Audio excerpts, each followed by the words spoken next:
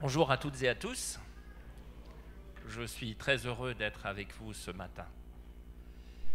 Alors nous célébrons, et ça je l'ai appris il y a quelques jours, ici ce matin, je crois que c'est la journée internationale des migrations ou des personnes en migration. Et bien évidemment, la Bible est pleine d'histoires de migration, à commencer par le départ d'Abraham. Il a été envoyé par Dieu, il est parti migrer, il est parti d'Ur en Chaldée. Après, il y a la famille de Joseph qui est venue se réfugier en Égypte. Et aujourd'hui, nous parlerions froidement d'immigrés économiques ou de réfugiés économiques parce qu'ils avaient faim. Il y avait une famine dans leur pays. Et de ce fait, ils sont partis en Égypte. Et puis, voilà, il y a bien évidemment l'histoire que nous avons entendue tout à l'heure, les parents de Jésus et Jésus avec sa famille qui ont dû se réfugier encore en Égypte, alors que le peuple d'Israël a quitté l'Égypte, aussi une migration pour sortir de l'esclavage. La migration, c'est un départ. Il faut partir, il faut faire du chemin. Mais après, si on part, c'est pour arriver quelque part. Et là, nous arrivons à l'autre aspect de notre culte. Ce matin, c'est l'arrivée. Et nous sommes en plein milieu du temps de l'Avent. L'Avent, qui veut dire venir, c'est Dieu, c'est le Christ qui vient vers nous et qui arrive dans notre monde. Et c'est de cet aspect maintenant de partir pour arriver que j'aimerais vous parler à partir d'un texte de l'évangile de Jean, chapitre 1, les versets 19 à 23, un texte d'avant. Et c'est ici le témoignage de Jean lorsque les Juifs envoyèrent de Jérusalem des sacrificateurs et des Lévites pour lui demander « Toi, qui es-tu » Et il confessa et ne nia pas et confessa « Moi, je ne suis pas le Christ ». Et ils lui demandèrent « Quoi donc, es-tu Élie » Et il dit « Je ne le suis pas. » « Es-tu le prophète » Il répondit « Non. » Ils lui dirent donc « Qui es-tu » afin que nous donnions réponse à ceux qui nous ont envoyés. « Que dis-tu de toi-même » Il dit « Moi, je suis la voix de celui qui crie dans le désert, faites droit le chemin du Seigneur, comme dit Ésaïe, le prophète. Toi, qui es-tu ? Chers amateurs de Jésus-Christ, une question bien curieuse, voire indiscrète. Et que répond Jean ?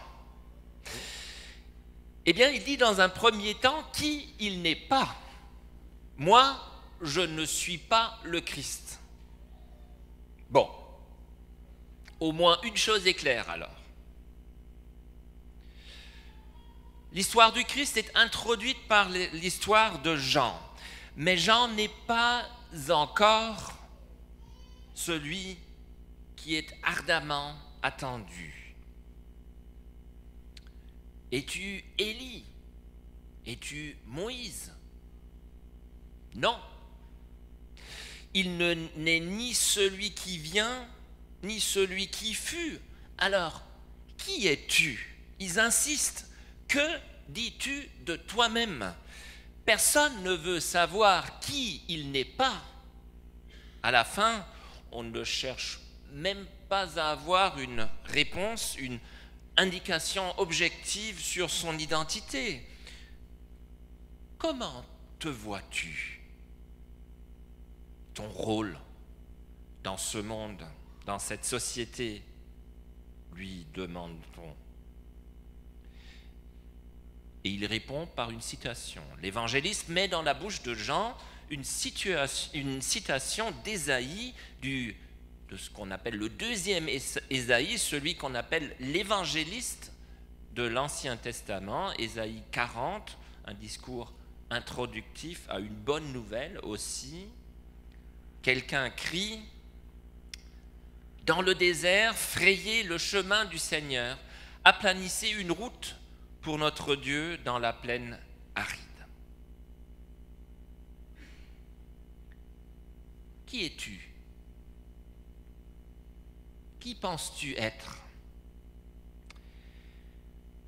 Il est la voix, celui qui crie dans le désert, un prophète, mais un prophète pas comme les autres. Nul n'était comme lui, nul ne sera comme lui. Il est un précurseur, quelqu'un qui prépare le chemin. Et, chères sœurs et frères, ils sont éminemment importants, les précurseurs. Même si à la fin, ils sembleront moins importants que ceux auxquels ils ont préparé le chemin. Sans eux, celui qui suit ne saurait devenir le personnage principal, la star, si vous voulez. Et surtout, il ne prépare pas le chemin confortable de l'éminence, mais les pavés durs qu'il faut pour avancer sans rester en rade, pour avancer vers le but ultime qui est le royaume des cieux. Et un précurseur, c'est un vrai ouvrier, un travailleur de base. Ils sentent plus la sueur que le savon. Ils ne sont pas très attractifs, se font souvent plutôt mal voir, jouent un rôle ingrat, et pourtant, ils sont décisifs. Rien ne va sans eux. Jean est un précurseur, comme jadis Abraham, qui est parti afin de faire croître le peuple de Dieu dans un pays fructueux. Comme jadis Moïse, qui osa défier le puissant Pharaon avant de conduire le peuple sur son parcours migratoire à travers le désert vers le pays où coule le lait et le miel. Comme jadis le prophète Ésaïe, qui encouragea ses compatriotes à quitter la terre de l'exil pour regagner la terre promise. Jean est un précurseur du Christ, et le Christ est un précurseur de Dieu. Mais avec le Christ, l'humanité n'est pas arrivée au bout d'un chemin. Le Christ a conduit sur d'autres chemins encore, sur de nouvelles voies que d'autres ont continué à construire au fil de l'histoire. Et je vais vous en donner quelques exemples. L'exemple de Valdo, riche bourgeois lyonnais, ayant choisi la voie de la pauvreté à cause de sa foi. Il a tout vendu, il a indemnisé ses anciens débiteurs qu'il avait saignés à blanc, il a envoyé ses filles au couvent, distribué des biens aux pauvres et mené une vie de mendiant. Il s'est laissé traduire une collection de textes bibliques et des pères de l'Église et commença à prêcher publiquement. Et ainsi, avec le temps, il gagna un cercle d'adeptes et de prédicateurs de pauvres, même des femmes. C'est remarquable parce que nous sommes au XIIe siècle. Valdo vécut au XIIe siècle. Et ses pensées, sa parole et ses actions devinrent de plus en plus incommodes aux puissants en Église et en politique. Il était un précurseur précoce de la Réformation. Et ses futurs adeptes, qui durent se réfugier dans le Piémont en Italie, étaient persécutés encore plus cruellement et beaucoup plus longtemps que les huguenots français. Et pourtant, encore aujourd'hui, il existe une petite, mais d'autant plus vivante église vaudoise d'Italie, et même en Amérique latine, Rio de la Plata, et ces deux églises sont en communion avec vous. Un autre exemple, Friedrich von Bodelschwingh, né en 1831, sixième enfant d'un ministre du roi de Prusse, grandissant à Berlin en compagnie du futur empereur Frédéric III. Il apprit d'abord le métier d'agriculteur et fut intendant d'une propriété importante jusqu'en 1854. Puis, touché par une prédication missionnaire, il décida d'entreprendre des études de théologie. Et plus tard, il deviendra, entre autres, pasteur de la paroisse protestante allemande à Paris, où il s'occupa notamment des domestiques, des chiffonniers et des balayeurs. En janvier 1869, il perdit ses 4 enfants en 15 jours, en l'espace de 15 jours, à une épidémie de coqueluche. Mais ça ne l'a pas stoppé. Il a continué son parcours, sa voie. En 1872, il prit la direction d'un asile pour épileptiques à Bielefeld, en Allemagne, autour duquel il construisit ce qu'il a appelé une cité de la charité. Mais l'objectif de son activité fut moins la réalisation d'un programme social que la volonté de dire aux malades qui sont à l'image de Dieu, de faire coexister dans une espèce de grande famille des personnes malades et saines, finalement de les rassembler tous dans une communauté de sillons, les appelant à suivre le Christ, les préparant au retour de ce dernier, au grand jour menant à l'éternité dans la gloire de Dieu. Ce Friedrich von Bodelschwingh devint le précurseur de la diaconie institutionnalisée. Dans sa suite, il y a eu plein de communautés de diaconesses qui se sont créées, qui ont entretenu des hôpitaux, des centres d'éducation. C'était un mouvement très important au XIXe siècle qui a de loin encore rayonné au XXe siècle. Puis on change encore de pays et même de continent avec Jean Guillet Coteau, qui est né en 1918, deuxième d'une fratrie de 9 enfants d'un évangéliste camerounais dans un petit village près de Douala. Il fit des études de théologie pour devenir ensuite un des pères fondateurs de la communauté des églises baptistes du Cameroun qui nous a accueillis en octobre.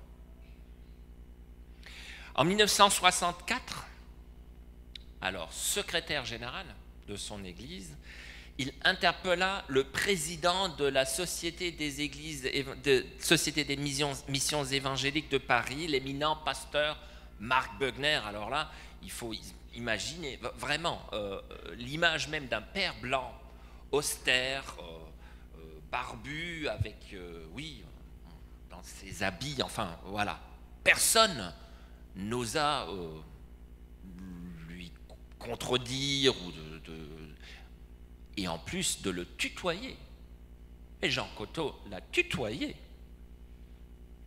Et il l'a interpellé avec une citation d'Ésaïe 54, encore Ésaïe. « Élargis l'espace de ta tente », il lui a dit, devant une assemblée générale. « Qu'on déploie les toiles de tes demeures, ne les ménage pas. Allonge tes cordages, affermis tes piquets, car tu t'étendras à droite et à gauche. Tes descendants prendront possession des nations et peupleront des villes dévastées. N'aie pas peur, car tu ne seras pas honteuse. Ne sois pas confuse, car tu n'auras pas à rougir. Oui, tu oublieras la honte de ta jeunesse et tu ne te souviendras plus du déshonneur de ton veuvage. » Cocteau devint le précurseur de la décolonisation des églises africaines. Il prôna un nouvel esprit dans les relations entre églises protestantes du Nord et du Sud, et de cet esprit naquit cette SEVA en 1971, Communauté évangélique d'action apostolique, communauté d'églises en mission, communauté aujourd'hui de 36 églises protestantes de 24 pays en Afrique, Amérique latine, Pacifique, Océan Indien et Europe. Et si ce matin je suis parmi vous, à plus de 2000 kilomètres de la ville où j'habite, Strasbourg, dans un culte que vous ne pouvez imaginer plus différent de ce qu'on est habitué dans ma paroisse, mais je suis quand même chez moi. Et quand nous étions au culte à Douala, au mois d'octobre, nous étions chez nous. Ce printemps, j'étais à Madagascar, dans des églises, des paroisses de la FJKM, de la paroisse réformée de Madagascar. J'étais chez moi. Si vous venez à Strasbourg, dans ma paroisse, vous seriez absolument surpris de ce que nous appelons un culte, mais vous seriez quand même chez vous. Formidable, non? Et ça, c'est, entre autres, grâce à Cocteau. C'est lui qui a fondé une nouvelle conception missionnaire. Il n'y a plus de missionnaires blancs qui partent évangéliser des Noirs. Vous n'en avez plus besoin en Afrique. Vous avez vos pasteurs, vos églises, vos paroissiens, vous évangélisez à votre manière, dans vos lieux, comme tous les autres. Plus de missionnaires, mais des envoyés de partout vers partout, prédicateurs et acteurs d'un seul évangile pour tout le monde. Il y a des envoyés africains en Europe, il y a des envoyés européens en mission en Afrique, ils sont tous égaux. Et ce qui fut de l'ordre d'une relation de maître,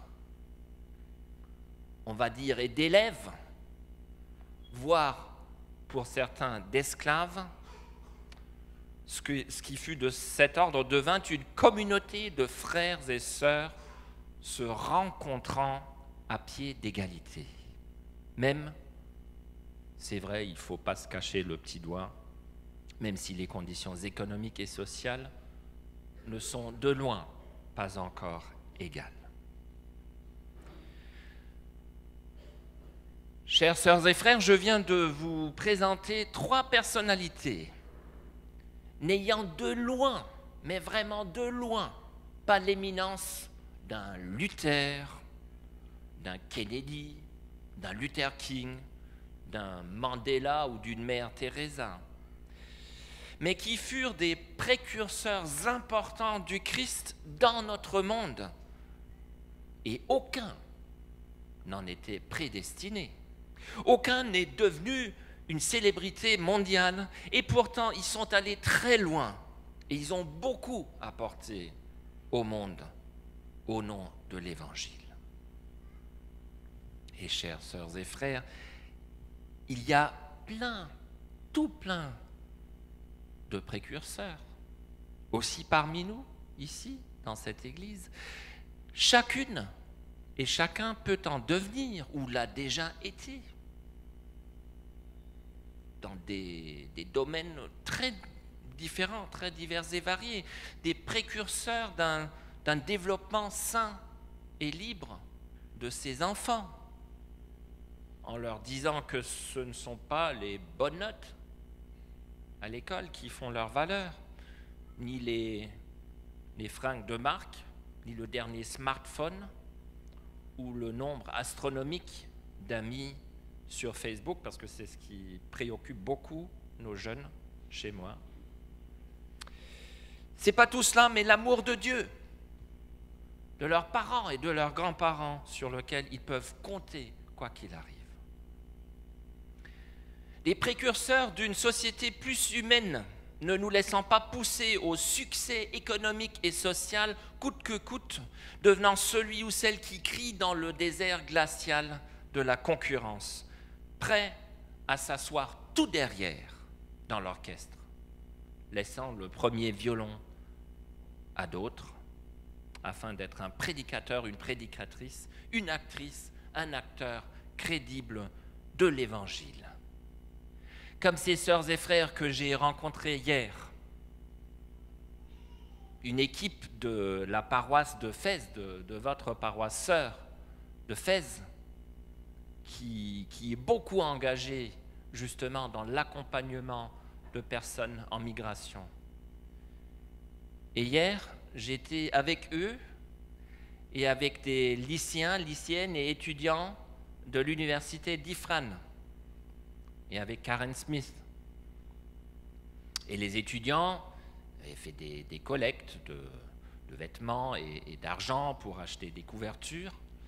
Et puis nous avons rencontré cette équipe de la paroisse de Fès et nous avons visité quelques lieux, quelques groupes de personnes, des personnes qui sont parties de leur pays avec beaucoup d'espoir, qui sont arrivés ici et qui se retrouvent maintenant dans la détresse. Et ils nous ont parlé de cette détresse qui est non seulement matérielle.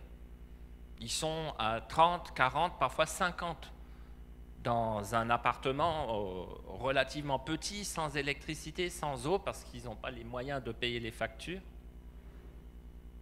Ils dorment à tour de rôle parce qu'ils n'ont pas assez de lits ou pas assez d'espace, qui se sentent mépris et maltraités par la société ici. Et ils l'ont dit clairement, et c'était dur pour les jeunes, dont beaucoup de jeunes Marocains, et qui ont l'espoir d'aller plus loin, et qui se disent, bon, ici on va mal, mais une fois qu'on sera arrivé en Europe,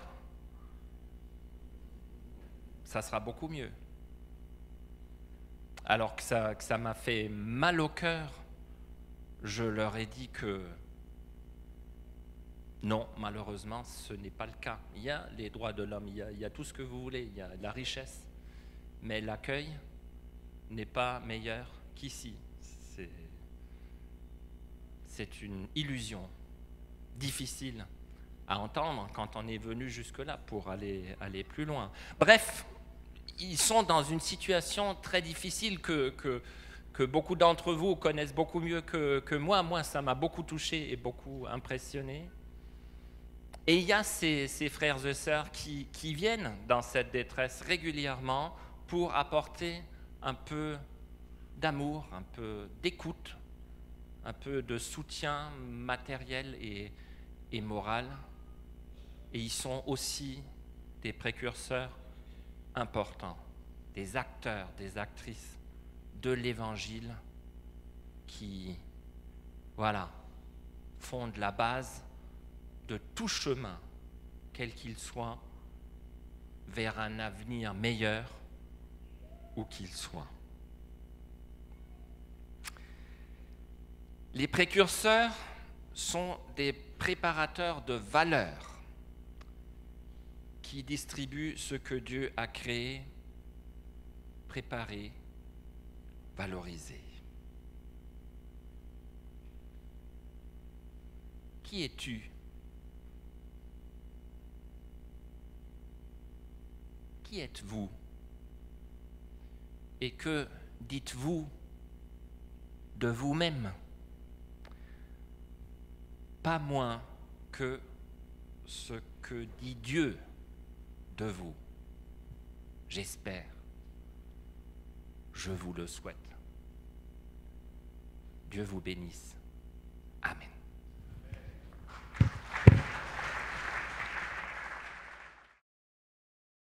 Calvin, let's go.